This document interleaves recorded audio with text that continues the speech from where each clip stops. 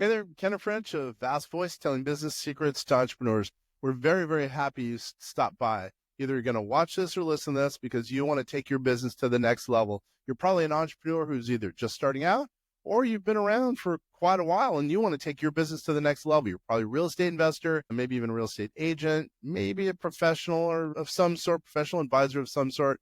And well, you are stopping by because you need some valuable advice from one of the top industry leaders there is. Anyway, thank you very much. Once again, Kenner French, Vast Voice, telling business secrets to entrepreneurs. Really glad you stopped by. Hey kids, we're going to be talking to someone who's written 13 books and he knows a thing or two about real estate. Bryce, hey, thanks for joining us there, buddy. Super excited to be here. Thanks for having me.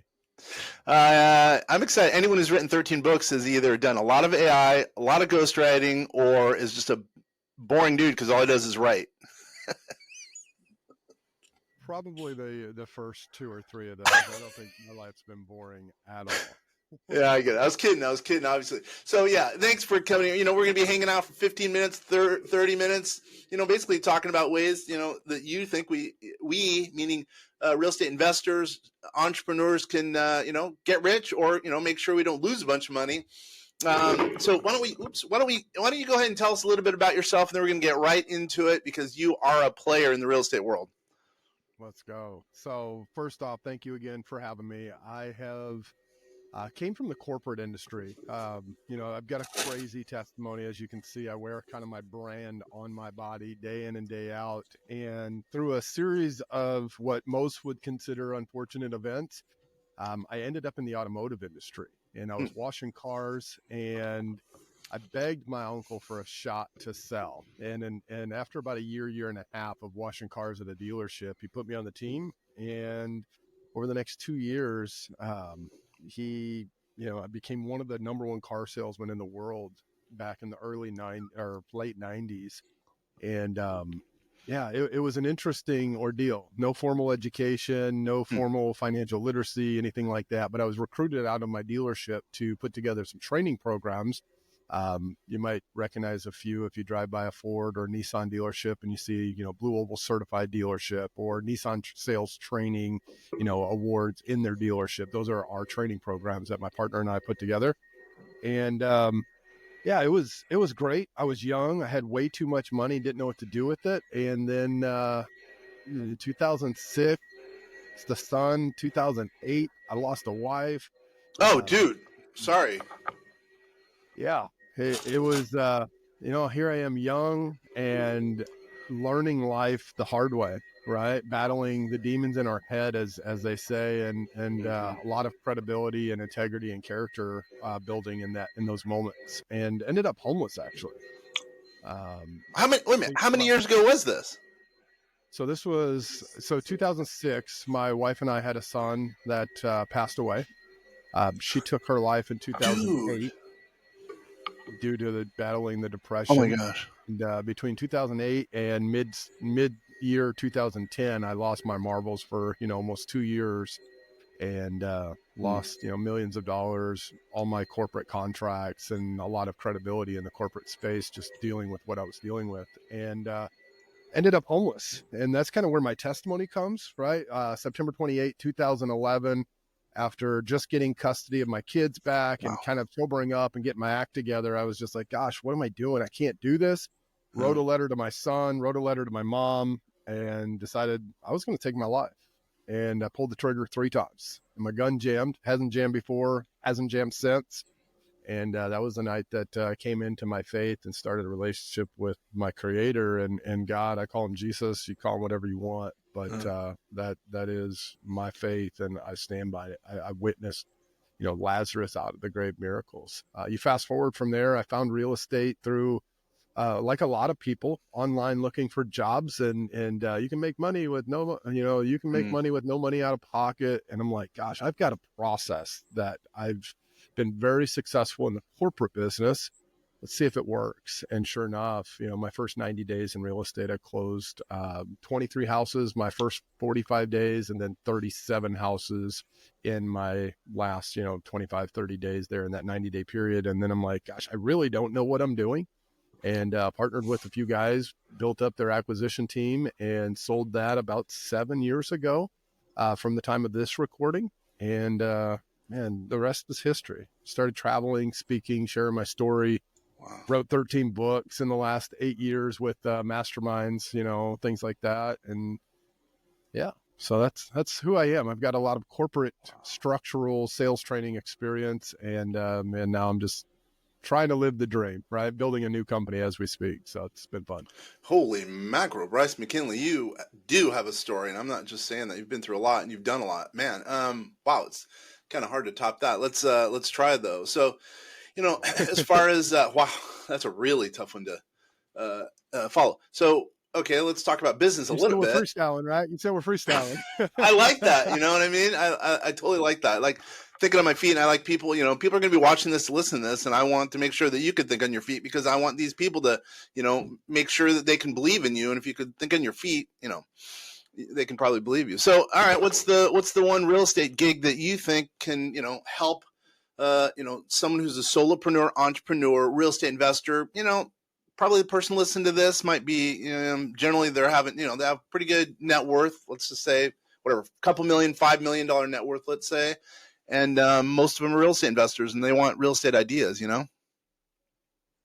Gosh, to narrow it down, there's so many different, avenues and ways that you can go. It really depends on your personality type. If you're outgoing, sales oriented, someone like myself, wholesaling and fixing and flipping is the way to go. If you're more data driven, in the weeds with the details, you might enjoy, project management, multifamily with the analyzing of deals. You're going to do 1 or 2 deals a year, right? For large profits, where I can do the same thing in 30 days with 50 properties, right? It just depends on your personality type. But I think the one thing overarching that doesn't matter which avenue or route that you take is our conversations. I'm a true firm believer, a master practitioner of neurolinguistic programming. I believe that everyone needs to learn to have better conversations, and everyone needs a coach or a mentor in their life. Those are 2 of my fundamental, core values I live by. I've got 5 or 6 coaches at any time in my life, and I'm always learning the art of communication because it's changing every day. Yeah, I get it. So you coach. That's one of your big things. You coach real estate, probably investors or people who are trying to become real estate investors. I have. The last 2.5 years or so, I kind of shut my speaking down and my coaching down just to pursue ministry and venture. We started a new wholesale company, but it's around a tech stack. And so we closed, several hundred transactions this last first year in business so far. And I've not walked a property yet. And we've done it all from phones, completely virtual. And so my first company was virtual before virtual was a thing. I walked 7 or 8 properties and several thousand transactions. And now we're eliminating the need for that. All of our employees are overseas in third world countries, helping us build this. It's been a really fun experience. So. Wait a minute. Okay. Before, when I said you had a cool story, now it's even cooler. Explain a little bit more, and maybe who knows how someone could get involved. I'm digging this, especially if you could do everything from your phone and hanging out in your little jammies or by the pool, Yeah. So, see, this was 2012, 2013. I had, partnered, it was about 2012, 2013. I partnered with a business partner at the time, and they were already attempting to do things virtual, before virtual was a thing. They had a physical office, but everyone was meeting there and doing things from that office, right? And then right before our exit, we decided to kind of go and start working from home, sold the building and proved the model. And then things happened, right? We made an exit. One of our partners got married. The other one moved out of the country, and it just didn't operate the same way. And after taking some time off, regrouping, speaking and coaching, I'm like, gosh, we can do that again, but we can do it better. And with my business partner's experience and we came back, built out an app, are still in the process of fine tuning things. It's not ready for the public yet, but I mean, it's like, if you were imagine like Salesforce and Go High Level and ClickFunnels, like all in one place, backed with a back office.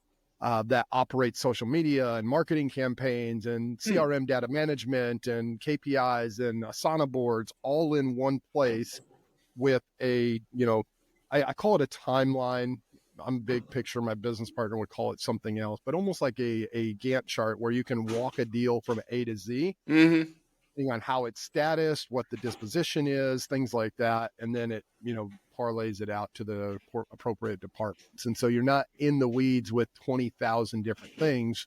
You are putting a specialist in a role that's managing the widget, right? And doing really well on that one thing. And it works really well. Is it only for real estate investors, or is it for whatever, if you sell widgets too?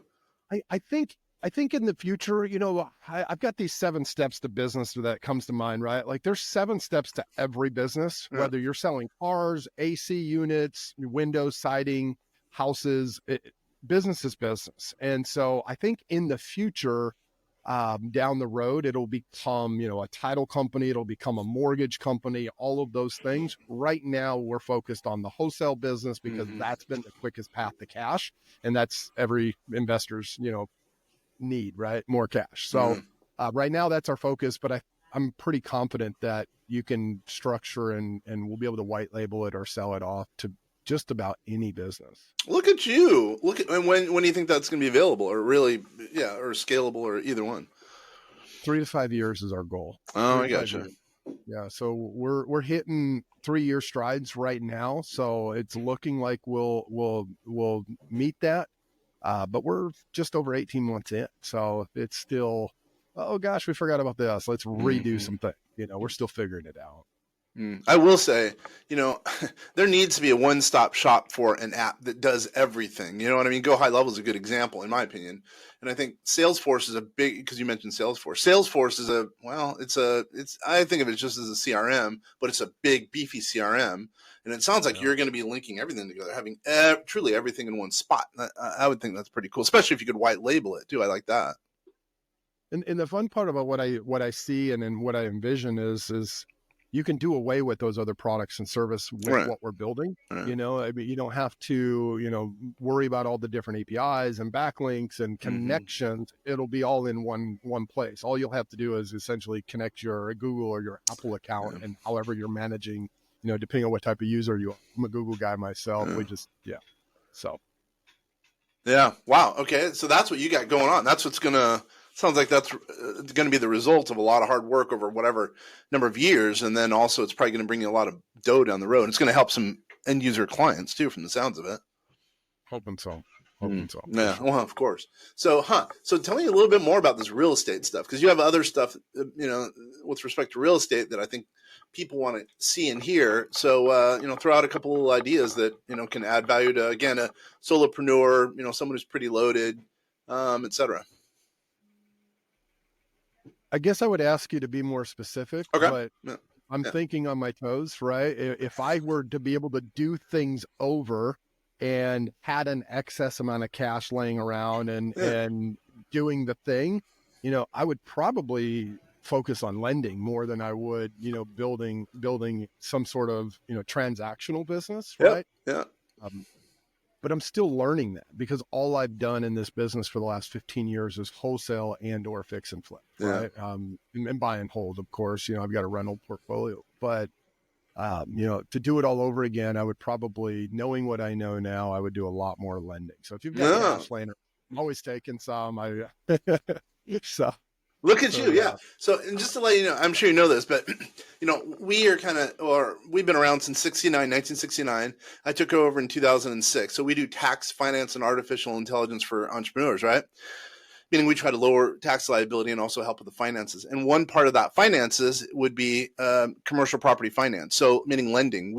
Either our clients lend a heck of a lot of money to commercial property deals, or we have relationships with banks and other private institutions that lend out money. So I like the fact that you say that that's one of the things one of the paths down where you go. So give a little bit more information about the lending as an idea, because I mean, we jealously like the thought that you might be suggesting that to people.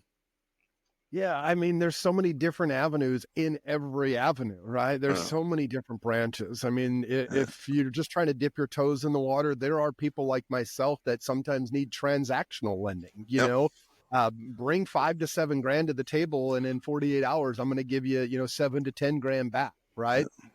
There are, short-term private money, hard money loans that you can tack on, 10, 12, 15, 20% interest, depending on the risk. And then of course there's a lot bigger deals, like you mentioned, some, funds that you can jump into, throw some money in there, sit on it for 3 to 5 years and exit with a group, for some larger returns. But there's just so many different avenues. Me personally, I came from the automotive industry. I like the in and out quick money. That's just who I am. And I like to be in control of my money. So you talked about financial services, right? So it's like I set these financial goals, and then I tend to lend to myself off of my life insurance. Right. Oh, look at you. Do you really infinity investing? Yeah. A matter of fact, James Netherly, if you've read the book, Becoming Your Own Bank by Nelson Nash, James, his prodigy that he talks about in the book, is a personal friend of mine here in Dallas, Fort Worth, and does all of that for me. And it's been really cool because not only, am I learning along the way over the last, 10, 11 years since I've been working with him, but I'm able to show my wife, who is, very stereotypical of her culture, right? She is Asian descent and very methodical and very, conservative on her risk taking. And we've been able to learn this together. And she's like, when's the next policy coming? What's the next project? And so that's been really fun to see, right? So, we hit these mile markers, these cash ceilings. And as soon as we do, we typically buy, a couple more policies with some riders on them. So look at you. So, we probably don't do enough of those, banking yourself, infinity investing, private vault investing. I think I helped one of my buddies who's an attorney write a book on that. So let's go into that. I'm impressed that you even know about it, because I don't think enough of the marketplace knows about that. By the way, I don't think it's a fit for everyone, but man, when it's a fit, it's a really good fit. So I'm not an expert. Let me just tell you, let me preface this. I'm not an expert. I'm still learning, as I said. So I'll do my best. I get it. Basically what you're doing is, instead of going to the bank, let's just say, what you're doing is you're funding a life insurance policy. And instead of going to the bank and asking for money, begging for money, you pull money, generally speaking, obviously there's a lot of caveats. You pull money out of your life insurance policy and invest that usually into real estate, and usually you're leveraging it. I mean, I'm being way overly simplistic, but that's basically what you're doing. Yeah, that's it. And what I love about it is when they hand you the money, on the bottom line, or if you're looking at your statement, it still looks like your money's there, and it's still accruing interest, right? It's almost as if it's two separate. I look at it like two separate balance sheets. It is. It really is. Yeah. And so I'm paying myself back on one side, but on the other side, it's still accruing interest as if my money's sitting there. And that's what I think is really cool about it. And my wife is, equally the same. She's what? Still, she didn't get it for the first year or two. So plus, by the way, you still get a death benefit. Obviously, it could be subtracted for the loans or whatever the case is, depending on the circumstances. But I think that's pretty smart. So we have one attorney, smart dude in California, who, he puts into his defined benefit plan, which we administer, we're the consultants on, 200 grand, right? So in California, let's just say he saves whatever. Let's say it's $80,000, whatever the number is, right? Everyone's situation is different. So the tax savings that he gets from doing his contribution, he puts that into a life insurance policy, at least sometimes, right? And then what he's just about starting to do is pull money out, leverage it, let's say 2 to 1, right? And then he's going to be doing commercial property deals. So, and then what he's going to do is take the income that's coming out of, let's say, the commercial property, and then living on it, right?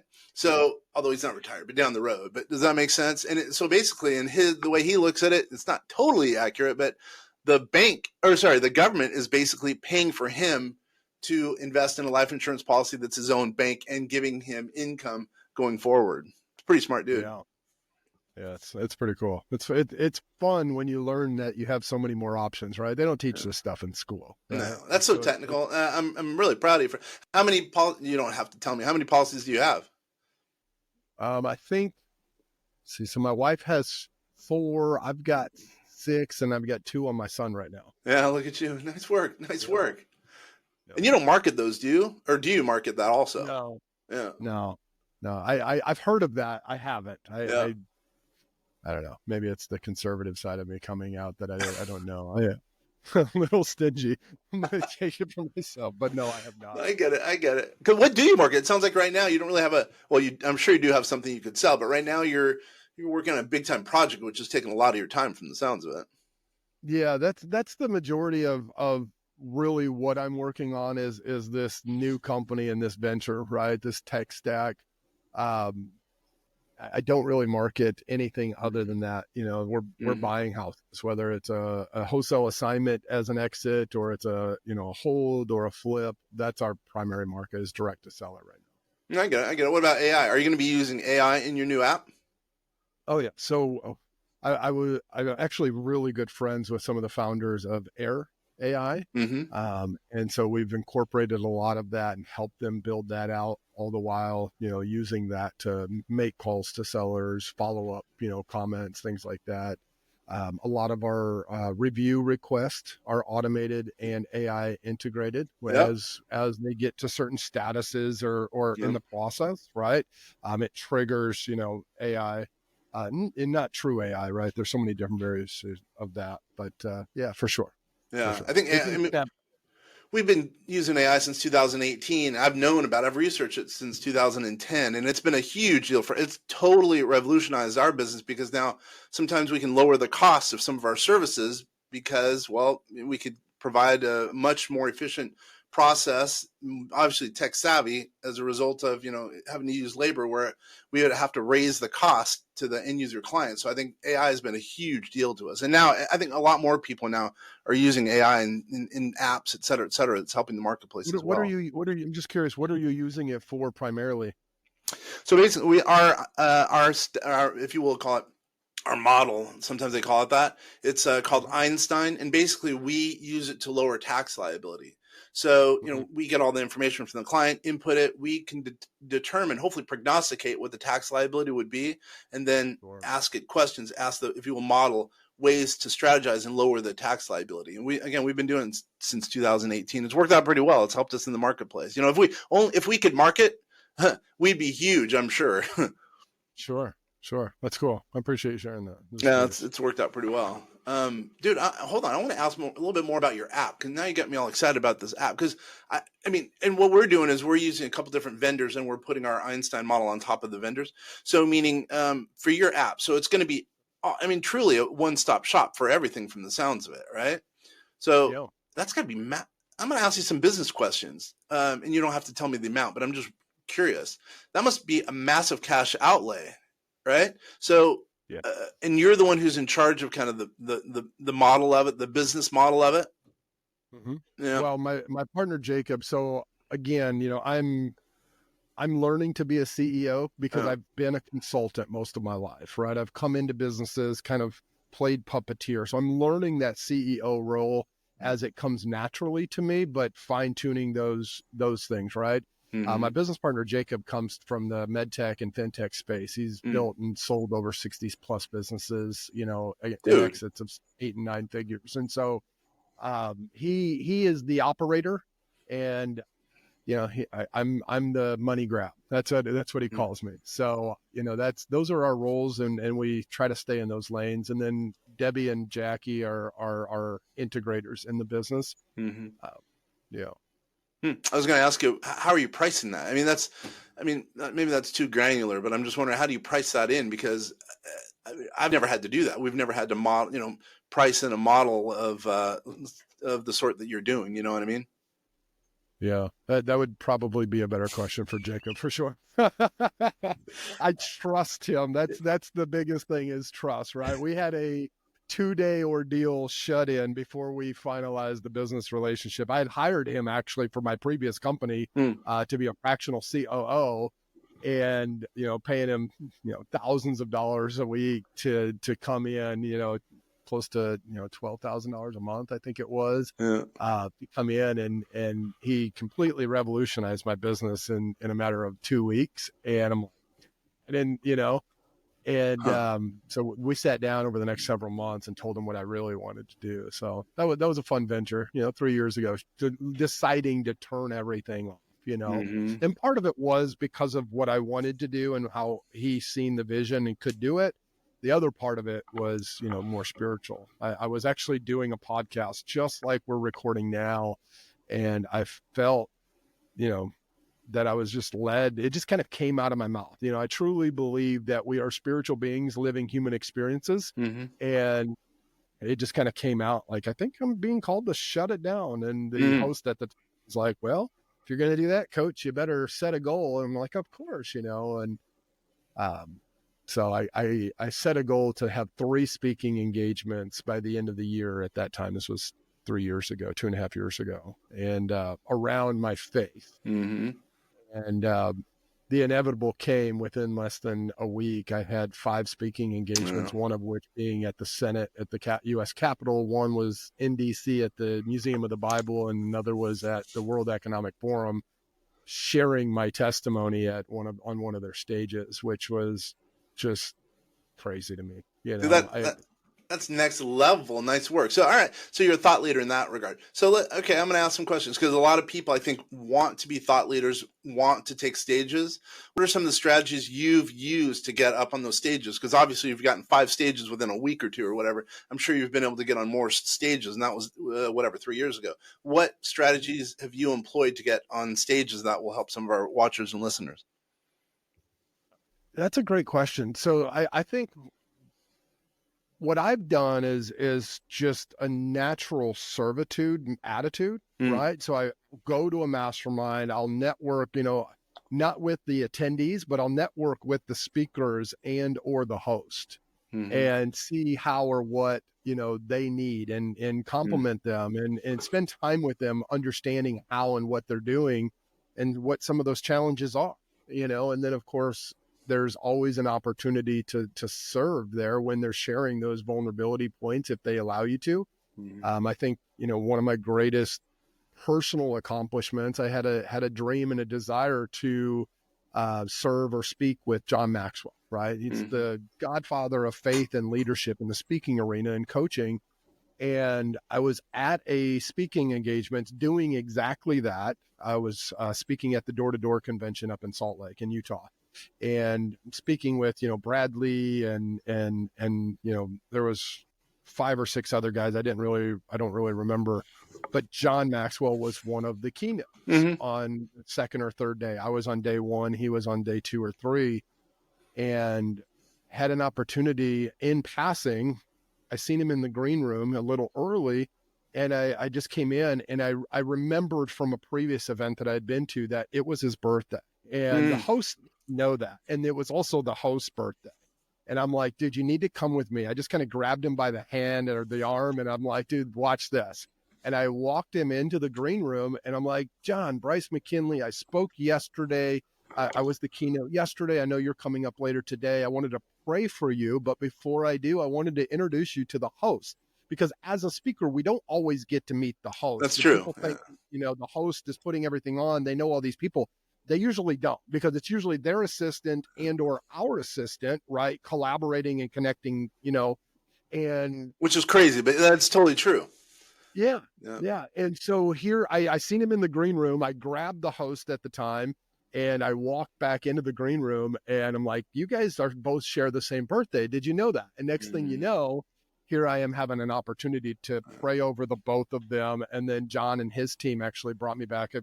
He gave me his personal cell phone number. And I'm like, I've idolized this guy as a leadership guru, for years. And now I'm praying over him, and he's hired me twice since to come in and teach his, executive team sales and persuasion around neuro-linguistic programming. So it's no way.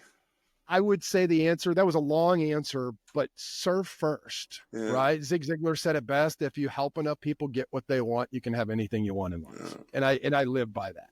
So look at you. Plus, you're doing the right thing by going to the power, and the power in that case are the speakers and also the host. I mean, that makes sense. You got a lot of stuff going on behind you. You're pretty, you can tell you're pretty laid back dude, and you're not one to brag about yourself, but you've done a lot. And obviously, I think you've just in a short time we've spent with one another, you've added some value to the watchers and listeners. You know what I mean? It's pretty impressive. Appreciate that. Thank you. So kind of in closing, what's one thing we haven't talked about that, it would be nice to, get out there? So, who knows, maybe you want people to get a hold of you about the app or, one little tidbit, one little gem that you think needs to be out there.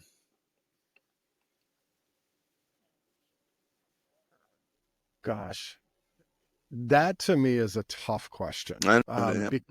As I said, when we first started, before we went into this recording, I'm not promoting anything right now. Mhm. I'm really not. I recently took a role as the evangelism director at my church. I'm doing outreach every month. We do pizza parties for the homeless once a month from 7 a to 7 p and do a big block party and have a couple thousand homeless people in Dallas show up to hang out. So for me, it kind of boils down to my convictions. And I know that this is probably not a faith-based, podcast, but at the end of the day, I think the most important thing is our souls. Mm-hmm. I truly believe that at some point, inevitably, whether you're in your 40s, 50s, 60s, or you're in your teens, you're gonna die. You are born to die sooner than later on some occasions, and sometimes later than others. But I figured something out. I was in meditation almost a year ago, and I had this aha moment. And the aha moment was this: we live life in two parts. Some live at 50-50, some live at 70-30, but these two parts are like a bowl or a cup. And in that bowl is what we call our identity. So for me, it was entrepreneur, it was business owner, it was millionaire, it was dad, it was husband, it was brother, son, right? Friend, whatever. These labels, sales expert, right? Some of the biggest gurus out there, they have coaches, and I've coached a lot of them. Am I bragging? No. But those become labels or identities that we create. And the moment that we realize that none of that matters, because one day you're going to die. Mm-hmm. And what happens after death? Unless you know that you could pick from any variation of religion, but they all point back to the true one creator. Mm-hmm. And it can be proven scientifically, emotionally, spiritually, and biblically. And I'm not preaching religion. I'm telling you right now that you are going to die and your soul will live forever in one of two places. And he proved that by being human, and he proved that by dying, and 3 days later raising from the dead, and thousands of people in many other religions pointing back to and have validated this. He rose again and shared what happened in those days. Mm-hmm. And I would tell you, if I had one message to leave, it's just trust Jesus. That's the one message, all of the other things come in business. You look at King Solomon, you look at, David. These are humans that you can look at in other articles and other historical documents. And they were some of the wealthiest, most prosperous men. And yet the books that they wrote are in the Bible. Mm-hmm. Right. And so, go dig into Proverbs, go dig into the Psalms and look at the lament and the struggle that they dealt with, and then how they overcome it to become what would be in today's world, 10 times the equivalent of a Elon or a Gates, right? Mm-hmm. Like these guys had 10, 15 times what these guys have today back in the era.